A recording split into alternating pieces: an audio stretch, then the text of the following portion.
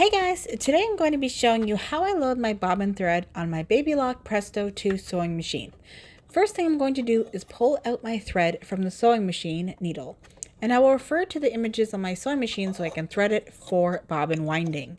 There are 3 steps on my sewing machine that show me where the thread goes, and once I have the thread in place, I'm going to grab my bobbin and thread through the tiny hole on the top of the bobbin. Now I'm going to place my bobbin into the spindle, hold my thread, and I'm going to pull the thread taut and push the spindle over to engage the bobbin winding. Then I will press on my foot pedal to begin the winding process. Be sure to keep an eye on the winding to make sure the thread is winding evenly and smoothly. When the bobbin has been wound, the machine will automatically stop and you can push your spindle back over and remove the bobbin. Load the bobbin into your machine, rethread your large spool, and you are ready for sewing.